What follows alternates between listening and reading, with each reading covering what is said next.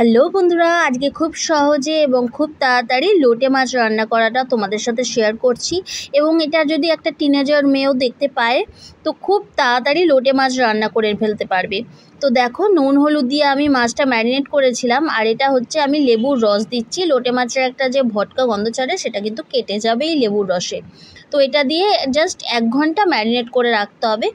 এরপরে আমি কিন্তু লোটে মাছের যে জোগাড়টা আমি সেটা করে দেখাচ্ছি। দেখো, পেঁয়াজ কুচি নিয়েছি, টমেটো কুচি নিয়েছি, লঙ্কা কুচি নিয়েছি, আর আদা রসুন অল্প কাঁচা লঙ্কা আমি বেটে নিচ্ছি। রান্নাটা পুরোটাই সর্ষের তেলে করব, আর যেহেতু লোটে মাছ তেলটা একটু তো বেশি লাগবে। আমি কিন্তু ফোড়নে দিচ্ছি শুকনো লঙ্কা, তেজপাতা আর গোটা গরম মশলা। অনেকে দেখি কালো জিরে দিয়ে লোটে মাছ করে, তবে আমার কাছে গন্ধটা খুব ম্যাটার করে।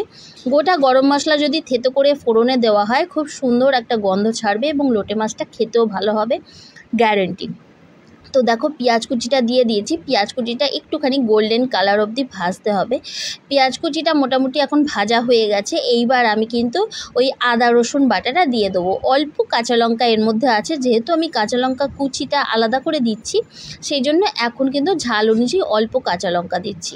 গুঁড়ো মশলার মধ্যে জিরের গুঁড়ো, শুকনো লঙ্কা গুঁড়ো, আর যদি অপশনাল কাশ্মীরি মির্চ পাউডার দাও, আর নুন দেবে আর হলুদ দেবে, ব্যাস, আর কিচ্ছু লাগছে না। এইবার কিন্তু আমি মশলাটা যখন কষাচ্ছি, এবার টমেটো কুচি আর লঙ্কা কুচিটা দিয়ে দিলাম। দেখো, আমি কোনো জল ইউজ করছি না। কেন করছি না? কারণ লোটে মাছ থেকে প্রচুর জল ছাড়বে, যা জল ছাড়বে ওটাতেই রান্না হয়ে যাবে, কোনো এক্সট্রা জল দরকার নেই। তো দেখো, কষানোটা হয়ে গেছে, তেল ছাড়ছে। এইবার আমি এই বিছনার মতো করা রয়েছে এর মধ্যে লোটে মাছকে শুইয়ে দেবো। তো দেখো, আমি লোটে মাছটাকে এমনভাবে রাখছি যাতে মশলার মধ্যে থাকে।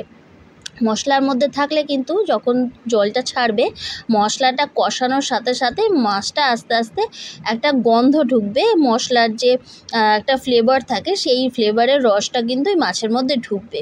মশলাটা অনুযায়ী কিন্তু মাছটা দিতে হবে। অল্প মশলা আর এত মাছ দিয়ে দিলে হবে না। এবার দেখো, আমি সিম আঁচে করে দিচ্ছি, এটা থেকে প্রচুর জল ছাড়বে। এই জল ছাড়াতে একটুখানি যা সময় নেবে। এবার দেখো, আস্তে আস্তে মাছটা নরম হচ্ছে, জলটা ছাড়ছে, কিন্তু মশলাটা আস্তে আস্তে এর মধ্যেই কষানো হবে। আরেকটা যেটা বড় কাজ, সেটা হচ্ছে একটুখানি টাফ আছে, সেটা হচ্ছে এই মাছটা যখন ছেড়ে যাবে তখন মাঝখান থেকে যে শিরাটা বেরোয়, ওই শিরাটা কিন্তু আলাদা আলাদা করে তুলে ফেলতে হবে। এটা একটুখানি সমস্যাযুক্ত আছে, অল্প বয়সের মেয়েদের একটুখানি সমস্যা। এটা যদি কেউ করে দেয় তাহলে কিন্তু লোটে মাছ খুব রান্না করাটা সহজ। তো এই শিরাগুলো আলাদা আলাদা করে ফেলে দেওয়া, মানে নরম হলেও মুখে যাতে না লাগে, যাতে দেখতে ভালো লাগে না, তো সেই জন্য এই কাঁটাগুলো দেখো আমি তুলে তুলে ফেলে দিচ্ছি। একটুখানি সময় লাগবে এটাতে। দেখো, এবার আস্তে আস্তে মশলাটা কষে গেছে। একটু আমি যেহেতু ঘটি, একটুখানি চিনি দিলাম, একটু গরম মশলা গুঁড়ো দিলাম, আর একটু শেষে ধনেপাতা কুচি দেবো। ভিডিওটা কেমন লাগলো, রেসিপিটা কেমন লাগলো একটা কমেন্ট করে জানিও, আর ভালোবাসা দিয়ে পাশে থেকো। টাটা, বাই বাই, সবাই খুব ভালো থেকো। আমরা তো দুপুরের লাঞ্চে লোটে মাছ এনজয় করছি।